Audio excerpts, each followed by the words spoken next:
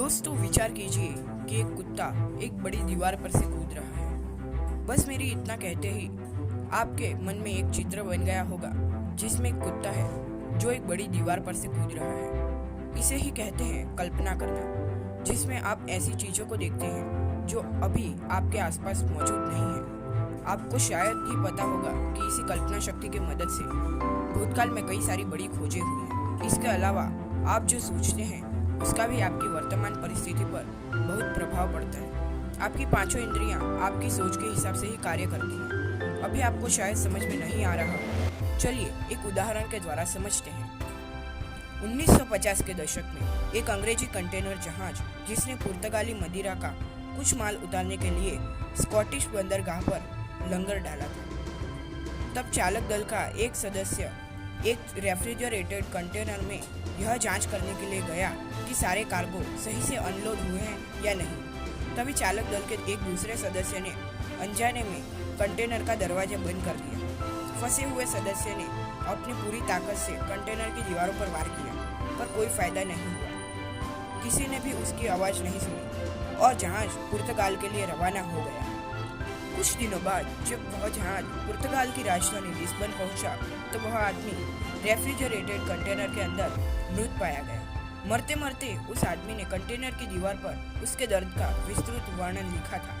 उसने लिखा था कि उसका शरीर धीरे धीरे लकवाग्रस्त हो रहा था और ठंडी हवा से जम रहा था और अंततः वो बर्फ की गांठ में तब्दील हो गया। पर सबसे आश्चर्य की बात तो यह थी कि कंटेनर के अंदर का तापमान मात्र 19 डिग्री सेल्सियस था और उस कंटेनर में रेफ्रिजरेशन किसी भी समय चालू नहीं किया गया था, क्योंकि उसमें कोई कार्गो नहीं था। इसके अलावा कंटेनर में खाना भी था जिसे वह आदमी खा सकता था। तो फिर उस आदमी की मौत क्यों हुई? क्योंकि वह पूरी तरह से विश्वास करता था कि वो रेफ्रिजरेटेड कंटेनर चालू है और उसकी जल्द ही मौत होने वाली है।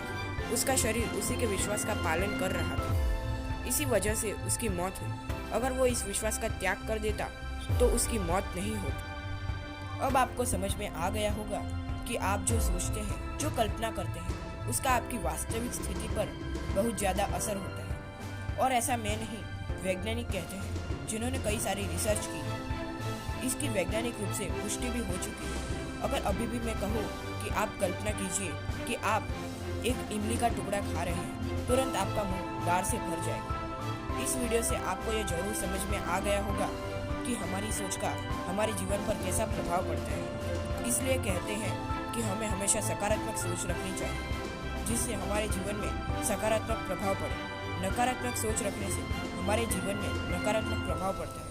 आप भी हमेशा सकारात्मक सोचिएगा। दोस्तों, ये वीडियो अगर आपको अच्छा लगा हो तो इसे लाइक जरूर कीजिएगा और ऐसे ही और वीडियोस देखने के लिए मेरे चैनल को सब्सक्राइब भी कर लीजिएगा। वीडियो देखने के लिए आपका बहुत बहुत धन्यवाद।